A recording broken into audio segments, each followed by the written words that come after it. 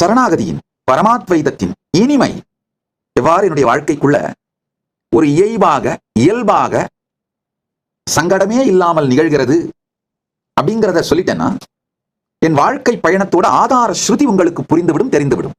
அப்போ ஃபேக்ட்ஸ், நிகழ்ச்சிகளை எல்லாம் ரொம்ப ஈஸியா புரிஞ்சுக்கலாம்.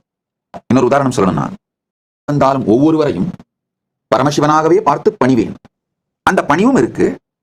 அதே போல திருநாவுக்கரசு பெருமான் சொல்ற, நாம் ஆர்க்கும் குடியல்லோம் நமனையஞ்சோம், நரகத்தில் இடப்படும் நரலையில்லோம், ஏமாப்போம் விடியறியோம், பணிவோம் அல்லோம்.